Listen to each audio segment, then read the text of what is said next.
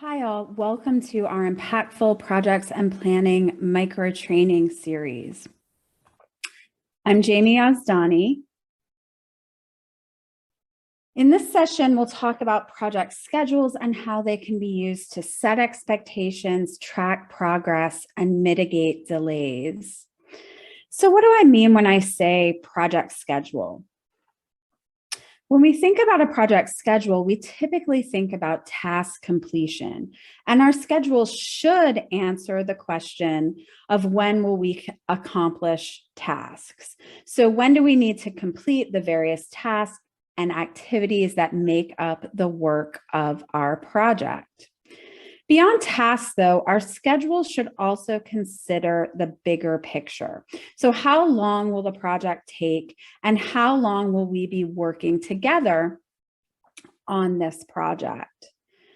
We can also use our schedules to help define when we have achieved success. While our project scope and deliverables are often the primary ways we measure success, setting a clear timeline and achieving that timeline can be another marker for project success.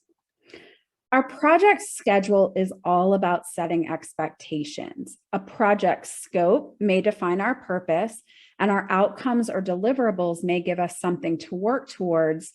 But I found project schedule to be most useful in setting expectations for our teams and our stakeholders.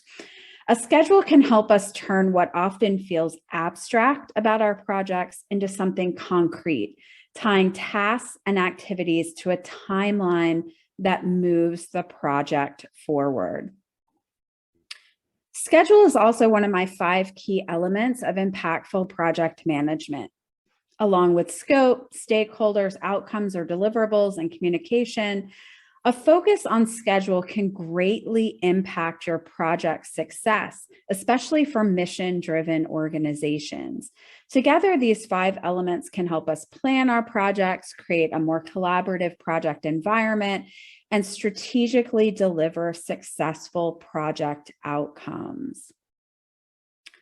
Schedule is also one of the day-to-day ways project managers monitor project progress.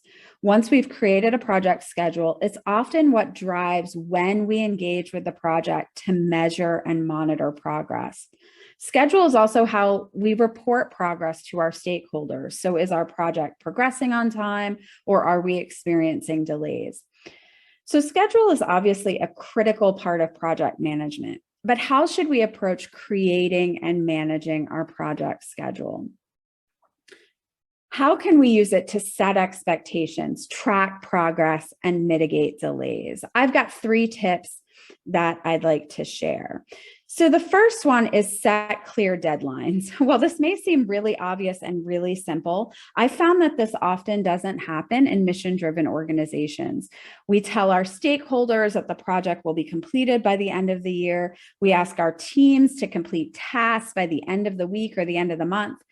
Even when there are some clear dates involved, let's say a grant's funding deadline, the work of the project often continues long after that date. So we need to be clearly setting concrete deadlines in our projects. Concrete deadlines set concrete expectations for our stakeholders and our teams. So we need to stop being deadline vague. Assign actual dates to our project schedule. Instead of saying by the end of the week, say by Friday, October 22nd at noon. I'll say it again, concrete deadlines set concrete expectations. So for our project schedule, we want to set an overall project deadline with a date for completing the project. We should also set deadlines for completing each of our outcomes or deliverables. And then for any tasks or activities, we want to assign those concrete due dates as well. Now, beyond deadlines, I also recommend using milestones. Milestones are points in our project that mark a significant achievement, change, or step. Milestones help us monitor progress between deadlines, especially with longer projects. There may be months between deadlines for outcomes or tasks. So we can use milestones as opportunities to check in and report on our progress. We can also use milestones to celebrate success. Instead of waiting until the end of a project, when your teams are exhausted, your stakeholders are focused on implementation, and most everyone has already moved on to the next project or initiative or gone back to their regular role, we can use milestones as opportunities within the project's timeline to acknowledge effort and accomplishments. So we want to set milestone points for our overall project. These project milestones may be based on the phases or life cycle of our project or on completion of project outcomes, especially if these outcomes build on each other. We can also set milestones within each of our outcomes. How you approach this will depend on the type of outcome, but it could be a designated point, like halfway to the deadline for that outcome, so 3 months into a 6-month deadline. Or it could be related to tasks or groups of tasks, like when a significant task or set of tasks for that outcome is completed. For our tasks and activities, we can use milestones as progress check-ins, points where we engage with our team to see how things are progressing with a particular task. Depending on the task and the team members assigned to the task, we may want to set several milestones or check-ins between the task start date and the final deadline. Again, setting deadlines and milestones within those deadlines can really help us set expectations for our stakeholders and teams and create points at which we can monitor and share progress with our stakeholders. So we have our deadlines and milestones to make up our project schedule. But what about delays? We need to make sure we are planning for them so that we can mitigate their impact. So what's the best way to plan for project delays?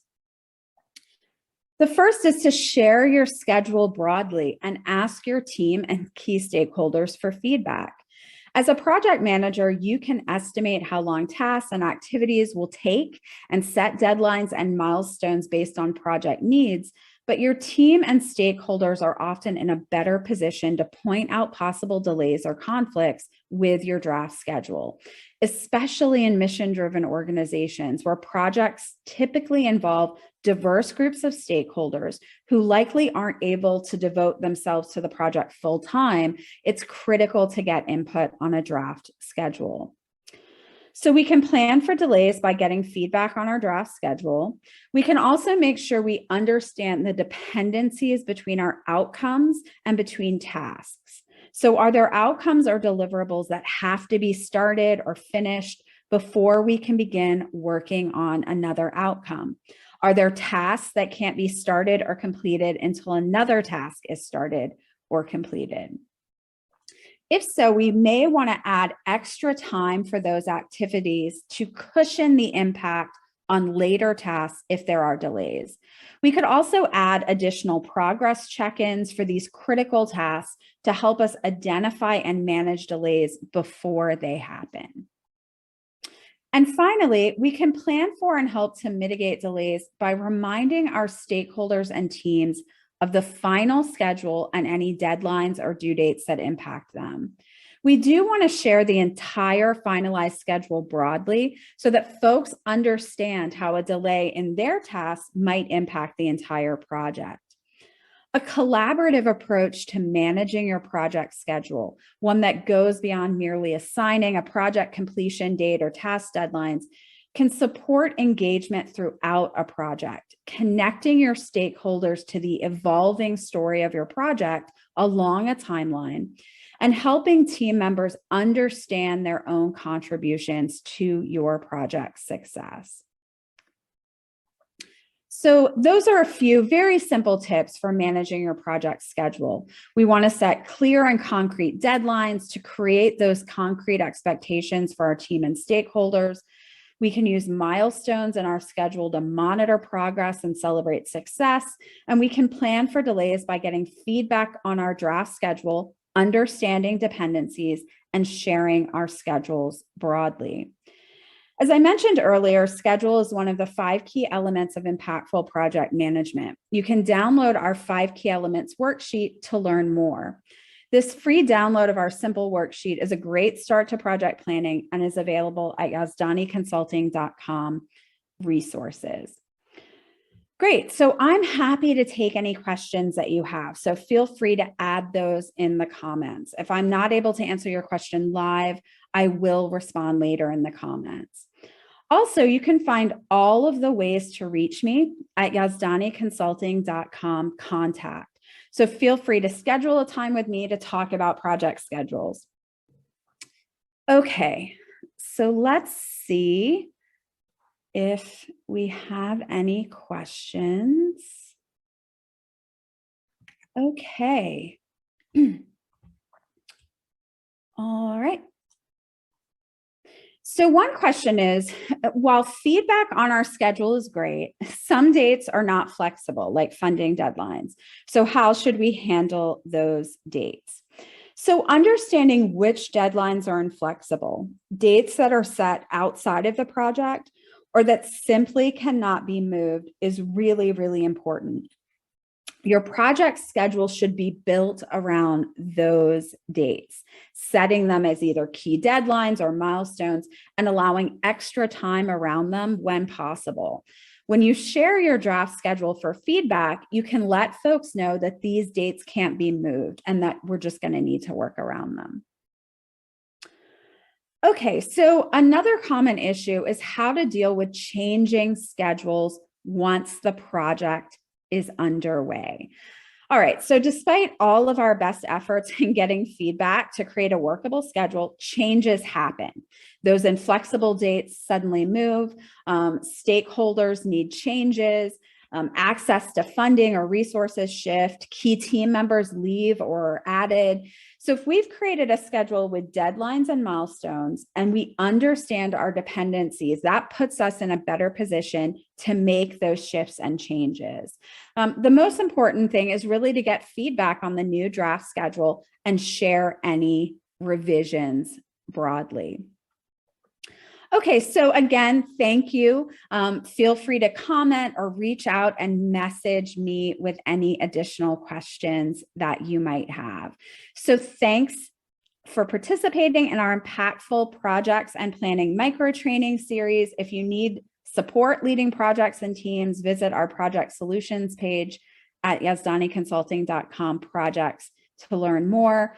And visit yazdaniconsulting.com IPP to view all of the sessions in this series and learn about upcoming trainings. So thank you. Enjoy the rest of your day.